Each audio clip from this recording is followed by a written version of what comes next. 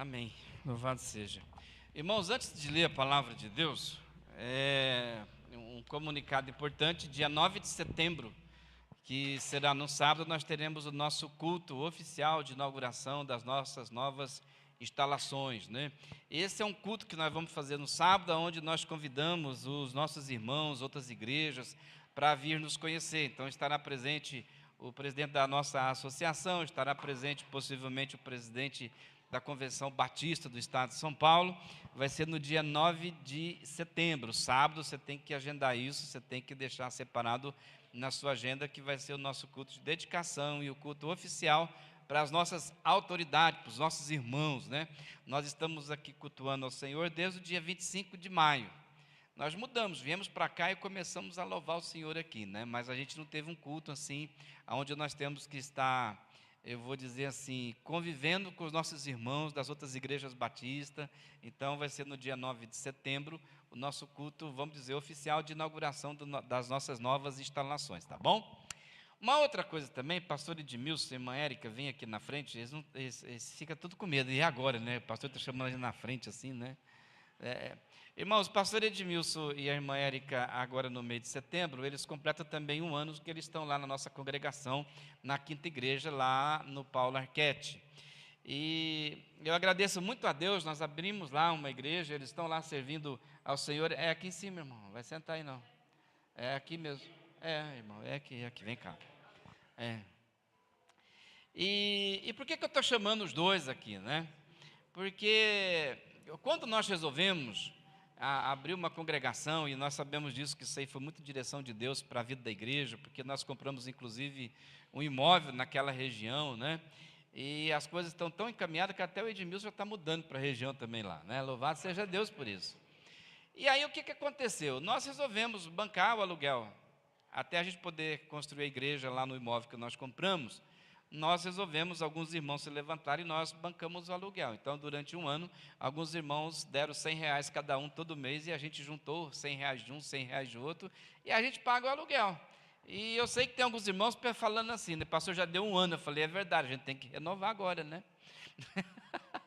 A gente tem que renovar. Então, nós vamos precisar de 23 irmãos e que esteja nos ajudando, contribuindo, que seja de repente com 50, de repente com 100, mas é um compromisso para mais um ano, para a gente manter a nossa congregação, a Quinta Igreja Batista, lá no bairro Paulo Arquette. E eu gostaria que vocês pudessem procurar a Carla. Eu vou estar falando isso hoje, vou estar falando domingo de manhã, domingo à noite, porque hoje, conversando com uma pessoa, né, falou assim, pastor, mas nós estamos tão sobrecarregados, né? Eu falei, é verdade, né? Imagina se a gente não tivesse nada para fazer, né? Nenhum compromisso financeiro para cumprir. Mas nós temos por quê? Porque o reino de Deus avançou, irmão. As tendas se alargaram. É o nosso amor pelos perdidos. Então, esse é um problema que muita igreja gostaria de ter. E eu estou dizendo, não é um problema, é uma oportunidade.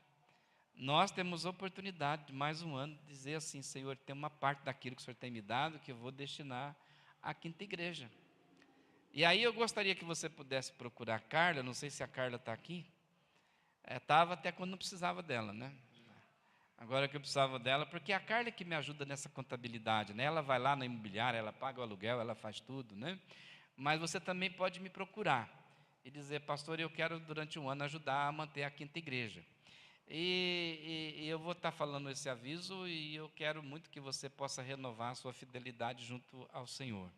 E por isso eu quero falar para o irmão Edmilson, fala como é que está a igreja lá, irmão. Porque depois da inauguração nunca mais eu fui lá. Então, mas a gente tem notícia, né? Você sabe que pastor tem agente secreto em tudo quanto é lugar, né? Você sabe disso, né?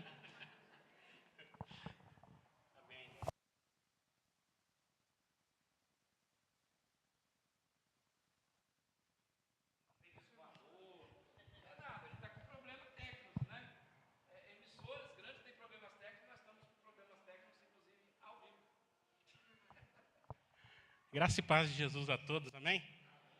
Que bom, irmãos, poder estar aqui nessa noite e poder compartilhar algumas coisas que têm acontecido ali na Quinta Igreja. A primeira coisa que eu quero fazer nessa noite é agradecer aos irmãos que, porventura, nesse um ano, compartilharam e nos ajudaram. Porque é bondade de Deus. É a fidelidade de Deus sobre a vida da Quinta Igreja e sobre a minha vida e da minha família. A segunda coisa que eu quero compartilhar com os irmãos já perceberam que eu não tenho vindo mais aos domingos pela manhã. Nós estamos tendo escola bíblica dominical lá todos os domingos. A nossa escola bíblica começa às 9h30 da manhã, às 9 horas da manhã, o nosso café da manhã. E nós temos tido um tempo para comunhão antes do nosso café da manhã, né, antes da nossa escola bíblica dominical. Então, por isso que os irmãos não me veem aqui mais aos domingos. E assim, irmãos, eu comecei uma sala ali com 10 alunos, né? Eu louvo a Deus pelas pessoas que estão se chegando ali, pelas pessoas que juntamente comigo e com a Érica têm aprendido a palavra de Deus ali. A gente começou a pensar assim, a partir dos 6 meses a gente precisa começar a gatinhar. E eu louvo a Deus porque a gente já está, em vez de gatinhar, a gente já está de pé. A segunda coisa que quero que os irmãos percebam, e quem vai lá percebe, é o fluxo de visitação que nós temos. Nós temos algumas famílias que estão começando, eu tenho orado ao Senhor assim, Senhor, dá firmeza para que eles possam vir todos os cultos. Tem sido o meu maior desafio falando com Deus, Senhor, que as pessoas sintam a necessidade não de participar só nos cultos de domingo à noite. Tem quinta-feira que nós estamos ali em 10, mas também tem outras que nós estamos em 15, 20. Tem domingos que nós já fizemos culto ali com 15 pessoas, eu não tenho tido menos de 20 pessoas no domingo, mas tem culto também que a gente está com 40. Irmãos, é assim, eu sei que os irmãos têm me ajudado lá e eu louvo a Deus porque o Senhor está trabalhando na nossa vida. A terceira coisa que já estamos acontecendo e tem dado fruto é o nosso pequeno grupo. O nosso pequeno grupo tem um fluxo de 11 pessoas. Na semana passada nós estivemos ali, então toda semana nós temos o nosso pequeno grupo ali na região da Quinta Igreja Batista. E nós estivemos ali, acho que foi na sexta-feira, no sábado, 11 pessoas, já perdi a noção dos dias. Mas eu louvo a Deus porque os irmãos estão assim, efetivos no pequeno grupo. Irmãos, é assim, tudo que tem acontecido é bondade de Deus sobre a sua vida, que automaticamente tem abençoado a minha vida como Quinta Igreja, como pastor da Quinta Igreja. Eu louvo a Deus porque tenho aprendido muito, pelo cuidado dos irmãos. Se alguém mais quiser saber assim como acontece, assim, tem alguns irmãos que estão sempre comigo lá. Irmão Eurípides Cardoso, toda quinta-feira está lá comigo. Irmão Vicente. Os irmãos aí, os diáconos aí estão sempre abençoando. O irmão José Carlos esteve no culto da ceia domingo, no segundo domingo, então a nossa ceia lá é o segundo domingo. Para que vocês possam conhecer, entender, saber como está desenvolvendo a igreja. Agora, o meu pedido de oração é para que o Senhor te abençoe e coloque no seu coração que o projeto Quinta Igreja Batista não é um projeto que nasceu do nosso coração, mas nasceu do coração de Deus. A salinha das crianças já existe lá, embora a gente não conseguiu fechar ainda. É um desafio que nós temos. A Érica tem, assim, porventura, pegado no meu pé às vezes, porque a gente precisa dar um jeito de fechar lá, porque as crianças, às vezes, elas aumentam um pouquinho o volume, a gente tem que ir lá, alguém tem que ir lá em cima. Conversa mais baixo aí, porque o pastor está pregando, o culto está acontecendo. Irmãos, a outra coisa que eu tenho que agradecer a Deus, não posso jamais esquecer, alguns sabem que o grupo de homens e mulheres se reúnem todas as segundas-feiras. Embora nós estávamos nos reunindo todas as segundas, o pastor uma segunda está dando estudo bíblico. Então, nós estamos nos reunindo como grupo de oração, homens e mulheres oram, uma segunda-feira sim, uma não. E o nosso fluxo de irmãos ali, as mulheres tem dia que ganha dos homens, porque tem dia que tem 9 mulheres e 8 homens, 7 homens. Mas tem dia que nós estamos ali empatados, 8, 9 homens e 9 mulheres. Então, nós temos um grupo ali que tem orado pela Quinta Igreja, orado pela Igreja Batista do Jardim Aeroporto, orado pela Primeira Igreja. Essas são algumas das coisas contadas pelo pastor, né? Então, que o Senhor te abençoe no nome de Jesus. Obrigado, pastor Edmilson, Érica. Obrigado, viu? Amém. Evangelho de Lucas, capítulo 12.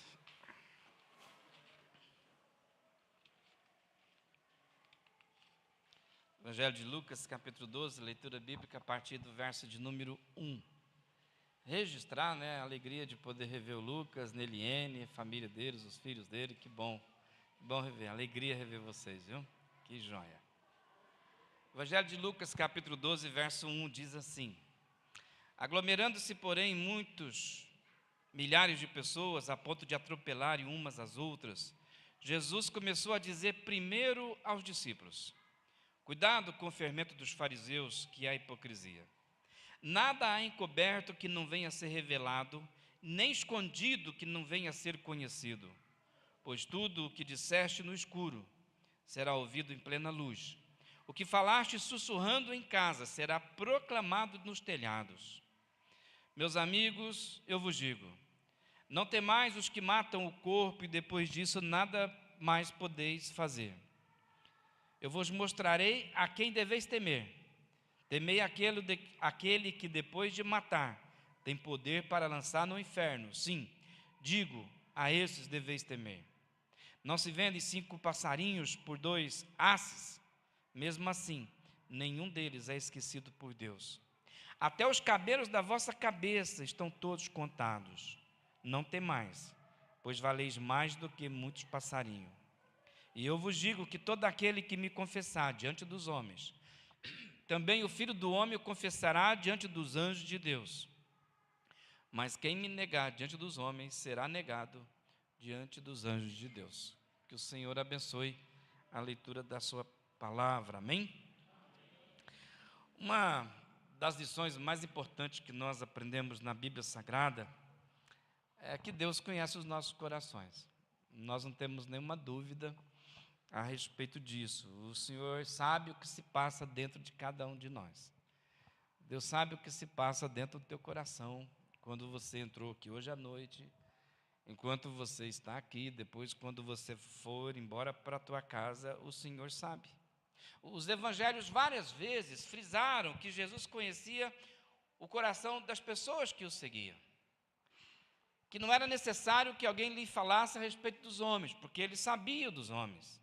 Jesus conhecia-lhes os intentos, Jesus conhecia-lhes os pensamentos, o Senhor conhecia as suas motivações, e todos nós sabemos que os nossos pensamentos não são segredos para Deus, que os nossos segredos, que não são escondidos do Senhor.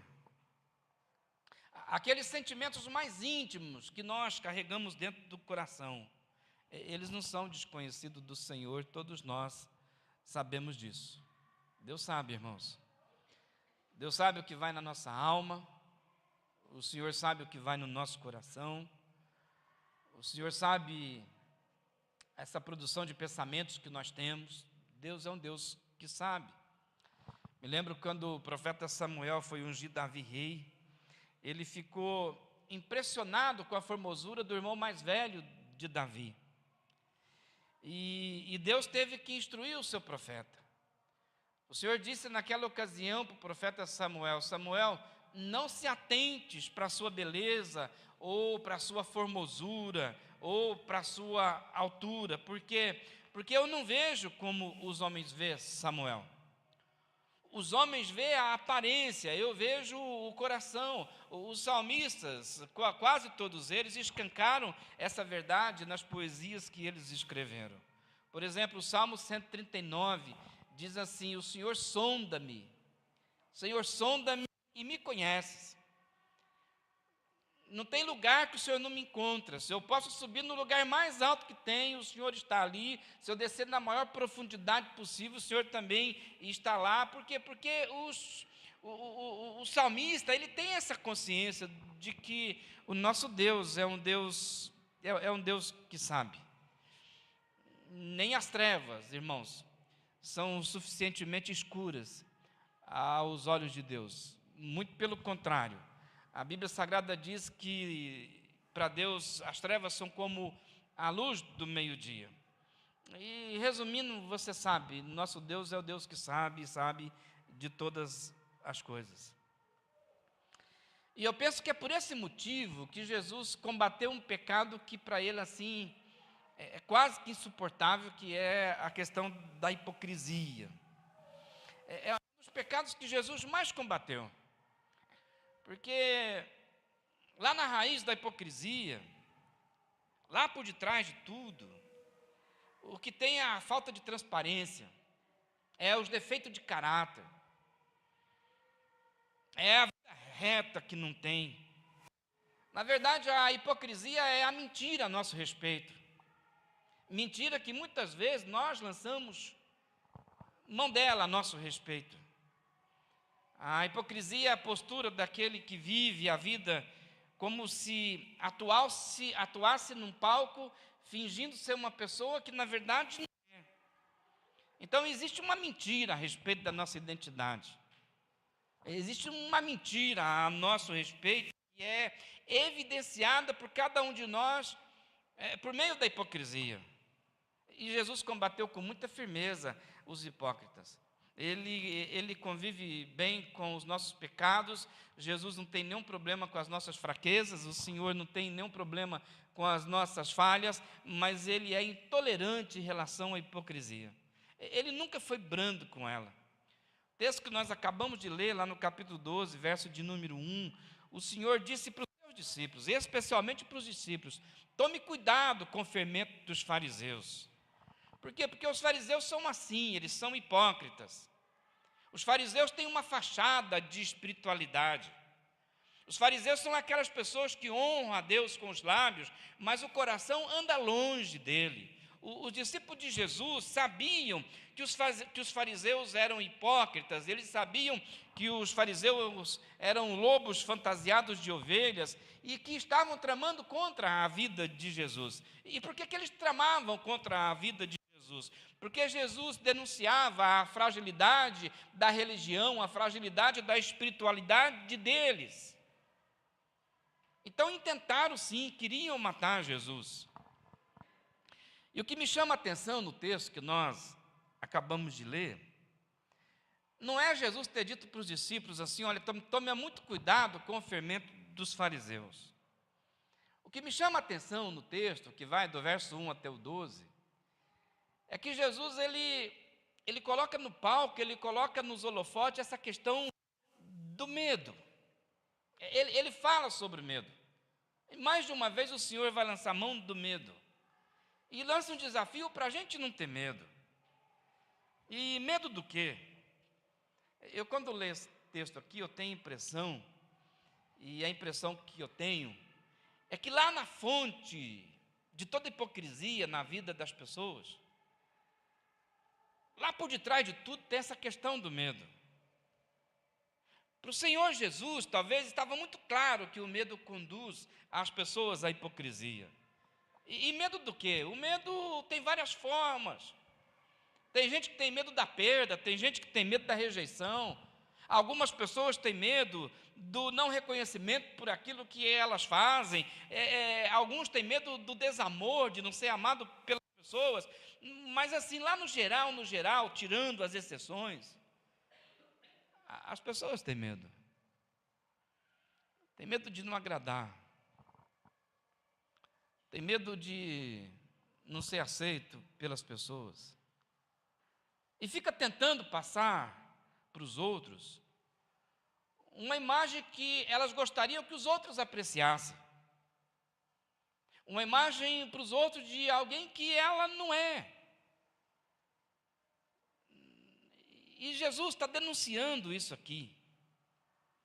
Por exemplo, quantas pessoas que não tentam passar uma imagem para aqueles que a amam e simplesmente isso não tem nada a ver com a sua identidade, mas tenta passar uma imagem.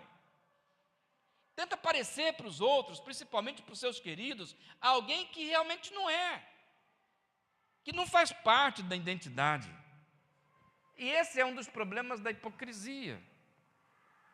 A pessoa foca todas as atenções nas pessoas ao seu redor, porque quer agradar as pessoas, quer passar para elas uma imagem, e se esforça tanto para passar essa imagem, e essa imagem não tem a ver com a realidade, não tem a ver com a sua identidade, nem aquilo que ela é. O camarada é uma coisa na frente dos outros, mas lá nos bastidores da vida ele é uma outra coisa, uma outra pessoa. Uma coisa para os de fora e outra coisa dentro de casa. E qual que é o nome que a gente dá para isso? Hipocrisia. E Deus condena isso. Qual que é a fonte desse comportamento? Medo. E é muito interessante o que Jesus faz aqui, porque ao invés de Jesus ensinar os seus discípulos a combater a hipocrisia, Jesus está ensinando os discípulos a lutar contra o medo. Então, logo, nós precisamos vencer o medo. O que medo? O medo que nos conduz à hipocrisia, o medo que faz a gente criar uma imagem de quem nós não somos. O medo que faz a gente colocar a palavra na nossa boca, ter um comportamento, mas que não tem a ver com a nossa identidade que o Senhor nos deu. Então Jesus não ensina os seus discípulos a combater a hipocrisia. E nem eu faço isso hoje à noite aqui. Mas Jesus está ensinando os discípulos a lidarem com o medo que conduz a esse tipo de comportamento, a hipocrisia. E aí tem duas lições, o nosso tempo hoje está muito corrido, que a gente deveria aprender rapidamente nesse texto que nós acabamos de ler. A primeira lição é a lógica de Deus. Você vai perceber isso no verso de número 4. É a lógica de Deus. Qual que é a lógica de Deus? Por quê? Porque a partir do verso de número 2, depois de Jesus ter dito assim, que não há nada em oculto que não venha a ser revelado, que não tem nada escondido que não venha a ser descoberto, ou seja, cedo ou tarde a máscara de todo mundo cai, cedo ou tarde a verdade de todo mundo vem à tona. Depois de ter dito isso, lá no verso de número 4, Jesus vai dizer assim, agora não é para os discípulos, está dizendo para todo mundo, olha, vocês que são meus discípulos, presta atenção, vocês aí, meus amigos, não temam aquele que mata o corpo. E depois de matar o corpo, não pode fazer mais nada. Eu vou mostrar para vocês a quem vocês devem temer. Vocês devem temer aquele que tem o poder de destruir o corpo, e não apenas destruir o corpo, mas também de lançar no inferno a alma, de destruir a alma. E qual que é a lógica de Deus aqui? Não é para a gente ter medo dele, Deus. Mas Jesus está ensinando a gente não ter medo das pessoas, não ter medo do outro, não ter medo das trevas, não ter medo daqueles que podem falar alguma coisa contra a nossa identidade, que pode até nos ferir o corpo. Jesus está dizendo, não tenha medo das pessoas, porque pessoas, as trevas, as forças do mal, são infinitamente menores do que Deus. A lógica do argumento de Jesus nesse texto, ela foi compreendida de forma muito profunda pelo C.S. Lewis, no livro que ele escreveu chamado Surpreendido pela Alegria, que na verdade é um relato da sua própria conversão. Lá nesse livro, C.S. Lewis diz que um pavor maior conduz o menor à insignificância. E o que ele narra no seu livro, né? Ele conta a história de quando ele estava na guerra. Aí ele conta a história que ele estava numa trincheira, com um fuzil na mão, bala passando para tudo quanto é lado, e lá naquela vala, na trincheira, de repente uma ratazana vem para o lado dele, e ele era um homem que tinha pavor de ratazana, morria de medo de rato. E aí aquela ratazana veio, passou em cima dele para cá, e ele ficou quietinho com o fuzil na mão, passou para cá, e nesse livro, o que ele fala? Ele diz assim, um medo maior faz o menor se tornar insignificante. Ele diz assim, em outros momentos eu morreria de medo, eu faria um escândalo com aquela ratazana. Mas vendo passar bala de fuzil, tiro de canhão, a ratazana era um medo insignificante para mim. Mas estava com medo. Ele estava com tanto medo da guerra, que a ratazana não causou nenhum pavor nele. Lá na pescaria, por exemplo, né, o pessoal pegou uma meia dúzia de arraia. Então eles cortam lá o ferrão que ela tem lá, e o Dalton foi limpar. E o Dalton estava em cima da mesa, e aquele ferrão dela ficava fazendo assim. Mas não tinha mais ferrão, era só um pedaço da cauda, né? E aí eu fui ver o Zaca que estava lá no giral, e estava de noite, e eu passei assim, sabe naquela hora que você pensa em fazer uma molecagem? Eu fiz uma molecagem com o Dalton, irmãos. Ele com medo do rabo lá da raia, eu fui no calcanhar dele e peguei. O irmão ficou meia hora com batedeira. Porque um medo maior torna o menor insignificante. E Jesus está falando isso aqui no texto. Vocês temem homens. Vocês são hipócritas por causa das pessoas. Vocês querem agradar homens. São hipócritas porque têm medo de rejeição. Homens que no máximo pode matar o corpo. E depois disso nada mais pode fazer. E o que Jesus está dizendo, se é para temer, temam a Deus. Porque Deus tem poder não apenas para tirar a vida do corpo, mas tem poder também para definir o destino eterno da alma de vocês. E essa é a lógica de Jesus. E nós devemos aprender a lógica de Jesus. Por que ter medo de alguém tão pequeno? Por que temer as pessoas? Por que esse esforço tanto para agradar os homens? Mas não está nem aí para Deus. Porque tanto temor dos homens, mas não tem temor de Deus. Ninguém entra num tribunal, num fórum, fazendo folia, gritando, fazendo bagunça, e falando nada, todo mundo entra direitinho, porque lá tem autoridade, mas Jesus disse, toda autoridade foi me dada no céu e na terra. Você quer agradar as pessoas?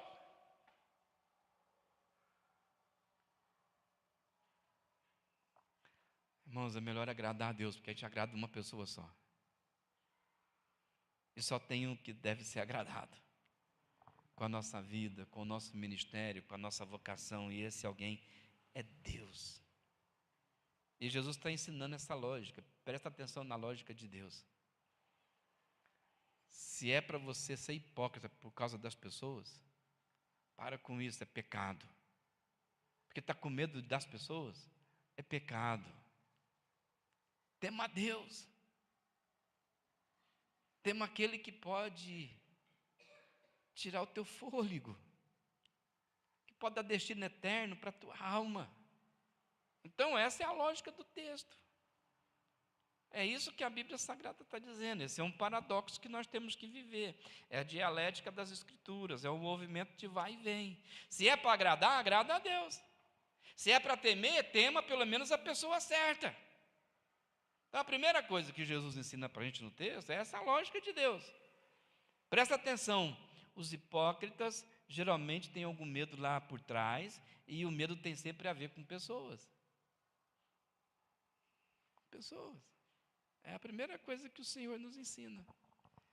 Mas Ele também nos ensina uma segunda lição, que nós devemos também perceber o cuidado de Deus. Primeiro, a gente deve perceber a lógica de Deus. Segundo, a gente tem que perceber o cuidado de Deus. Versículo de número 6, o Senhor diz assim, não se vendem 5 pardais por 2 asses? Mesmo assim, nenhum deles é esquecido por Deus. Até os cabelos da vossa cabeça são todos contados. Hoje a Aninha completa mais um ano de vida. Veio para o culto e não foi para a festa. Veio para a família. Todos os seus cabelos estão contados, minha filha. E por que a gente não precisa ser hipócrita? Porque Deus cuida da gente, irmãos. Deus cuida de pardais. Vocês valem muito mais do que pardais. Jesus está dizendo, presta atenção, até os pardais têm valor para Deus. Até um passarinho é importante para o Senhor. Se uma das causas da hipocrisia é o medo das pessoas, porque nós queremos construir imagem diante das pessoas, porque nós queremos agradá-las, porque nós queremos vender uma identidade que nós não temos. Então, se a gente quer agradá-las, se nós queremos que elas nos amem e coisa tal, uma segunda coisa que nós temos que perceber é que, de repente, por causa dessa dinâmica toda, que tem gente olhando para mim, tem gente que depende de mim, tem gente que está dependendo de uma imagem que eu tenho, tem gente que assim eu tenho que agradar, tem gente que eu quero a opinião sincera delas a meu respeito, e aí a gente vai construindo uma imagem que a gente não tem. Sabe qual é a sensação de muita gente? Que a vida delas está na mão de pessoas, de outras pessoas. Eu conheço gente que quando eu vou aconselhá-las, a sensação que eu tenho é que a vida delas depende de uma outra pessoa. É gente que não quer que alguém lhe feche a porta. É alguém que está muito preocupado em agradar alguém, porque esse alguém pode lhe obstruir o caminho. É pessoas que querem agradar o outro, porque esse outro pode criar uma dificuldade na sua jornada. Gente que quer agradar o outro, quer fazer uma coisa boa para o outro, porque tem medo da rejeição dos processos, e alguns processos são importantes para ela. E aí essas pessoas se comportam como se a vida delas dependesse dessa outra pessoa. E vive a vida hipócrita. Sabe, o marido que é uma bênção na vida do chefe lá na empresa, mas é terrível na vida da esposa. Por quê? Porque o chefe, ele parece no seu caminho como alguém que pode viabilizar algum tipo de realização. O chefe dele aparece para ele no caminho como alguém que vai lhe suprir as suas necessidades, que vai garantir recurso. E aí esquece que quem cuida dele é Deus, não é o chefe. Mas por causa disso, é uma bênção na vida do chefe. É uma bênção lá na empresa. Mas em casa é um desastre. É terrível na vida da esposa. Quando chegam os filhos, todos ficam lá amuados, porque o pai chegou. É gente que esqueceu que quem supre a mesa é o Senhor, quem realiza sonhos é o nosso Deus. E por que Deus faz isso? Porque o nosso Deus e Pai cuida de pardais, irmãos. E nós somos muito mais valiosos para Ele do que pardais. Soren Kierkegaard, ele escreveu um livro chamado Desespero Humano, e ele fala assim a respeito de Deus. Ele fala assim: Deus pode contemplar com um só olhar a humanidade inteira e assim mesmo cuidar dos pardais. Olha que extraordinário, fala o Kierkegaard. Deus pode fazer o que Ele precisa fazer. Com um olhar só, Ele vê toda a humanidade, mas se preocupa com os pardais. Se preocupa com as nossas lutas. Cuida de nós. Se importa com os nossos problemas. Por quê? Porque o nosso Deus e Pai é assim. Quantas pessoas que não têm aquela sensação errada, que o nosso Deus e Pai é muito ocupado, porque está cuidando do universo, está cuidando de toda a criação e não pode ouvir as suas orações. Isso é mentira, irmãos. O Senhor pode fazer tudo o que Ele tem que fazer, ainda vai ouvir as nossas orações. O profeta Isaías falou isso lá no seu capítulo 58, a mão do Senhor não está encolhida, para que Ele não possa abençoar, o seu ouvido não está tampado, para que Ele não possa ouvir. Deus pode cuidar da criação e está redimindo toda a criação, mas também está ouvindo a oração das pessoas, está redimindo a vida das pessoas, está preocupado inclusive lá com a sua casa, preocupado em redimir a tua família, e ao mesmo tempo cuida da criação toda. Deus cuida de nós, irmãos. Porque você é filho amado do Pai, você é filha amada do Pai. Então Ele cuida sim de você. Mas a gente vai se tornando hipócrita. Porque precisa de segurança. E aí a gente acha que a nossa segurança está nas mãos das pessoas. A gente acha que para os nossos projetos, para os nossos projetos de futuro, para os nossos sonhos em realizar, a gente depende das pessoas. E vai se tornando hipócrita. Porque vai tentando agradar os outros. Vai temendo as pessoas. E Jesus está dizendo, não. Deus cuida. Se em primeiro lugar tem uma lógica que nós estamos temendo a pessoa errada, e a hipocrisia porque a gente tem medo. Jesus está dizendo, não precisa ter medo porque Deus cuida. Talvez você tenha vindo aqui hoje para ouvir isso. Minha irmã, Deus cuida. Mas ao longo da vida a gente vai se tornando hipócrita. Nós não nascemos assim, a gente foi se tornando. A educação, às vezes, que recebemos dos nossos pais, foi uma educação onde a gente não podia dizer a verdade, falar a verdade. E aí a gente vai sendo formado em hipocrisia. Quantos pais que não punem seus filhos porque estão falando a verdade? Me lembro de uma pessoa lá em Goiás, uma mãe lá que tinha 2 meninos brincando na sala e de repente alguém quebrou um vaso. Quem quebrou o vaso? Os 2 ficou em silêncio. E a mãe falou assim: olha, se os 2 não falar, quem não falar a verdade, quem mentir vai apanhar. Um menininho levantou e falou: mamãe, foi eu que quebrei. Ela pegou a correr e bateu no moleque. Mas peraí, você não falou que quem mentisse ia apanhar? Agora o moleque foi lá e falou a verdade e apanhou. Conheço uma outra história de um menino, sabe aqueles amigos secretos da escola? Ele catou o presentinho, comprou, levou para a escola, e quando foi levar o presente do amigo secreto dele, do amiguinho, o amiguinho não foi. Ele levou para a mãe o presente, falou: mãe, a senhora tem sorte, hein? Comprei o presente para o meu amigo secreto não foi, agora eu vim dar o presentinho para a senhora. Passa um tempo depois, a professora dele fez aniversário, a mãe pegou aquele presentinho e foi lá dar para a professora. Ô tia, aqui é aniversário da senhora, né? Eu trouxe um presentinho, o menininho falou assim: professora, a senhora deu sorte. Porque esse presentinho eu comprei para o meu amigo secreto, ele não foi, eu dei para a minha mãe está dando para a senhora. A minha mãe, não, ele tá confundindo as coisas, não é não, né? É porque eu comprei tantos presentes, ele não sabe o que está falando. Mas ela catou o moleque de correr no caminho de volta para casa. Na cabeça do menino assim, mas eu falei a verdade.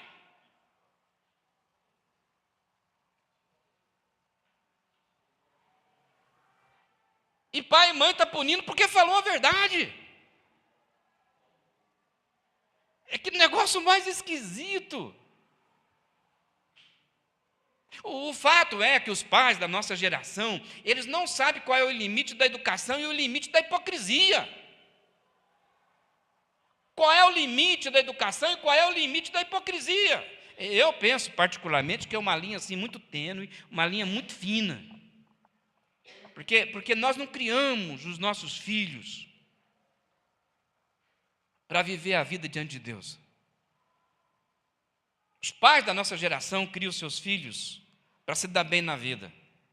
Preparam os seus filhos para fazer sucesso, para ganhar dinheiro. Mas não criam os seus filhos para serem corretos. Não criam os seus filhos para serem honestos.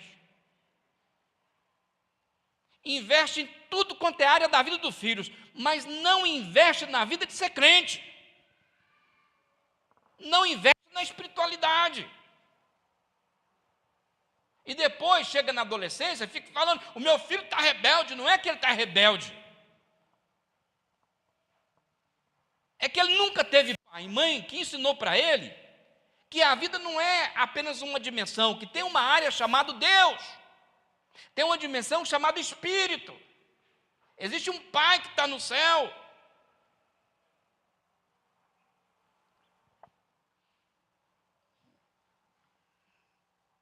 Os pais hoje não criam os filhos mais para serem corretos, para fazer diferença no mundo. Não criam os seus filhos para exercer os dons espirituais que será dado a eles pelo poder do Espírito Santo. Não criam os seus filhos para servir ao Senhor. Cria os filhos para tanta coisa nessa vida, com tantos objetivos, mas não para serem honestos, homens e mulheres de Deus. Eu e você não nascemos hipócritas. Nós nos tornamos. E um dos motivos é que a gente esqueceu que Deus cuida da gente. Que nós não precisamos temer homens. Que não precisamos temer as forças das trevas. Esse mundo que está aí, e nem o príncipe das potestades do ar, porque Deus cuida de nós. A gente vai ficando. Eu não nasci hipócrita. Eu fui ficando. Tentando ser quem eu não era, para agradar as pessoas. Tentando ser quem eu não era, para que de repente alguém me amasse. Tentando ser quem eu não era, para que os outros pudessem me admirar. Tentando ser quem eu não era, para que os outros pudessem ter orgulho de mim. Hipocrisia. Porque no fundo tem medo de não ser amado, porque no fundo tem medo da rejeição. E de repente a gente começa a achar que o que as pessoas pensam da gente é muito mais importante do que aquilo que Deus pensa da gente. Nós cuidamos da nossa imagem aí fora. A gente só não liga da nossa imagem diante de Deus. E sabe por quê? Porque a gente esqueceu do cuidado de Deus. Mas hoje à noite, irmão, junto com você, eu gostaria que a gente pudesse lembrar que Deus cuida de nós. E que a gente não precisa viver com máscara, viver defendendo uma imagem que não tem a ver com a nossa identidade e coisas assim. E se é para agradar, agrada a Deus, irmão. Se as pessoas não cuidarem de você, acredite, Deus vai cuidar. Porque Ele cuida até de pardal. Então, o que Jesus me ensina nessa noite é perceba a lógica de Deus. E perceba o cuidado de Deus. Talvez você não perceba o cuidado de Deus. Mas se a gente não perceber essas coisas, a gente não caminha na direção da nossa identidade diante de Cristo. Irmão, você passou por uma pandemia, Deus cuidou de você. Você passou por uma pandemia. Quantas pessoas que não sucumbiram nessa pandemia, mas você está aqui. Quantas famílias que não tiveram que conviver com tragédia, você não viveu. Quantas pessoas que ficaram desempregadas, você não ficou. Quantas pessoas que não estão tratando de sequelas, seja da Covid, seja de vacina, você não está fazendo isso. Não é possível que você não perceba o cuidado de Deus. Deus cuida de nós, irmãos. Então, a gente não precisa ser hipócrita. Não precisa. Conversando com meu irmão de oração, nessa semana, né? Há tanto desafio na área pastoral. E eu falei para ele assim, uma coisa que eu não vou ser, e peço a Deus para me livrar sempre é da hipocrisia. Eu não vou ser o que as pessoas esperam que eu seja, eu vou ser aquilo que Deus tem feito de mim, e eu sou o que sou pela graça de Deus. Se isso agrada as pessoas, eu louvo a Deus. Se não agrada, paciência, irmão. Eu sou o que sou pela graça de Deus. E eu sei que a nossa conversa estava girando em torno de necessidades que às vezes algumas pessoas têm de uma visita. E aí eu estava lembrando assim, ó, você lembra? Jesus disse assim, que deixou 99 no aprisco e foi atrás de uma que estava perdida. Que é uma ovelha perdida, ela não sabe como voltar, não sabe o caminho. Agora, se tem ovelha que sabe o caminho, Jesus não foi atrás de ovelha que sabe o caminho. Tem ovelha que está perdida mesmo e não sabe como voltar. Só que não é só essa a única parábola. Ele vai falar de uma moeda que foi perdida, de uma mulher que revirou toda a casa para encontrar a moeda perdida. E o que é uma moeda perdida? Está perdida, mas não sabe que está perdida. Pode ser que hoje à noite aqui esteja alguém aqui dentro que está perdido e nem sabe que está perdido. É a moeda. Mas Deus vai revirar o mundo para te encontrar. Mas a parábola ainda conta mais uma, do filho pródigo. Ele sabe que está perdido, sabe o caminho de voltar. E ele tem que voltar pelas próprias pernas.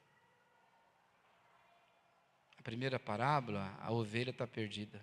Sabe que está perdida, mas não sabe voltar, não sabe o caminho. A segunda está dentro do aprisco, perdida, e nem sabe que está perdida. Terceira parábola, está perdido, sabe que está perdido, sabe voltar e voltou quando quis. Tem muita gente que vai voltar quando quer. Mas a palavra de Jesus estava morto e reviveu. Estava perdido e foi achado. Então a gente é quem é diante de Deus. Mas jamais eu quero lidar com hipocrisia, irmãos.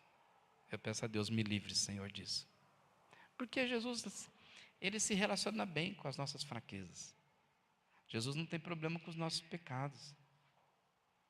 Jesus tem problema com as nossas máscaras, com a nossa hipocrisia. Que o Senhor nos livre disso. Que nós possamos perceber a lógica de Deus e o cuidado de Deus. Amém?